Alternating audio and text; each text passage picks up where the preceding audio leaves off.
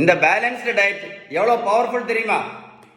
இங்கே பாருங்க, நீங்கள் ஒரு ஐசியூக்குள்ளே போனீங்கன்னா மொத்தம் 5 பேஷண்ட் தான் இருப்பாங்க. மொத்தம் 5 பேஷண்ட் தான். அது யாருன்னு சொல்லி தரேன் உங்களுக்கு. ஒன்று கிட்னி டயாலிசிஸ் பார்த்துருப்பீங்க, கேள்விப்பட்டிருப்பீங்க. பக்கவாதம் கேள்விப்பட்டிருப்பீங்க. ஹார்ட் அட்டாக்கு கேள்விப்பட்டிருப்பீங்க. இருதய மாரடைப்பு கேள்விப்பட்டிருப்பீங்க. கண் ஆப்ரேஷன் பண்ணியிருப்பாங்க, கண்ணு குருடு பண்ணியிருப்பீங்க. இது என்னது? காலில் ஆறாத புண், கால் நிறைய பேர் வெட்டி எடுத்திருப்பாங்க. இந்த 5 பேஷண்ட் தான் இன்னைக்கு ஒரு ஐசியூவில் இருக்கக்கூடியது. சரியா? இதுக்கு இந்த 5 நோய்க்கு வந்து ஒரே ஒரு காரணம் தான். என்ன காரணம் தெரியுமா? சுகரும் பிபி மட்டும்தான். சுகரும் பிபி மட்டும்தான். இந்த சுகர் பிபி சரி பண்ணணும் அப்படின்னா ஒரே ஒரு வழி தான் இருக்கு. ஒரே ஒரு வழி தான் இருக்கு. அப்படின்னா என்ன பண்ணணும் அப்படின்னா, இந்த இன்சுலின் ரெசிஸ்டன்ஸை நம்ம சரி பண்ணணும்.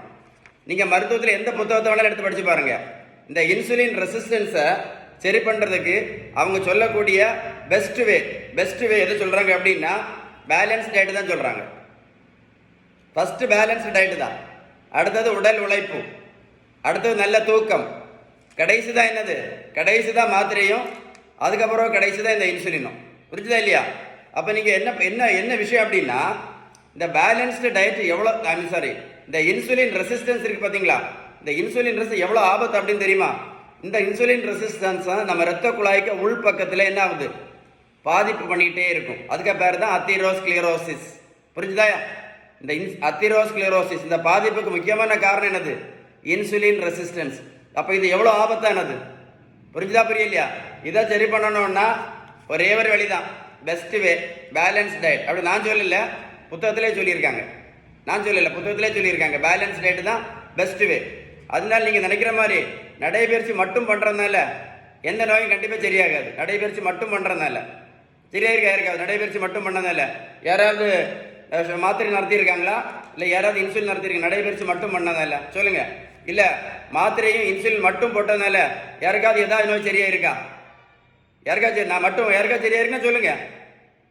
சரியாகாது. ஏன் சொல்கிறேன் அப்படின்னா, இந்த இன்சுலின் ரெசிஸ்டன்ஸை சரி பண்ணணும் அப்படின்னா பெஸ்ட் வந்து பேலன்ஸ்டு டயட்டு தான். ஸோ நீங்கள் பேலன்ஸ் டயட் கரெக்டாக ஃபாலோ பண்ணால் மட்டும்தான் என்ன பண்ண முடியும்? இது ரெண்டும் சரியாகும். புரிஞ்சுதா இல்லையா? ஏன்னா இது சுகருக்கும் ப்ரெஷருக்கும் காரணம் வந்து இன்சுலின் ரெசிஸ்டன்ஸ் தான். இதை சரி பண்ணணும்னா பேலன்ஸ்டு டயட் மட்டும்தான். அவ்வளவு பவர்ஃபுல். எது எது எது அவ்வளோ powerful? Balance diet is that much powerful. இந்த வீடியோ சேவ் பண்ணி வைங்க, ஒரு கூட போட்டு கேளுங்க சார், அப்போ கரெக்டாக புரியும். நான் சொன்ன இன்ஃபர்மேஷன் கரெக்டாக இருந்தால் கமெண்ட்ஸில் OES டைப் பண்ண மறந்துடாதுங்க. எதை மறந்தாலும் பிரச்சனை இல்லை. வீடியோ லைக் பண்ணி ஷேர் பண்ண மறந்துடாதுங்க. மறக்காமல் ஷேர் பண்ணுங்க. நிறைய பேருக்கு யூஸ்ஃபுல்லாக இருக்கும். ஷேர் பண்ணுவீங்களா?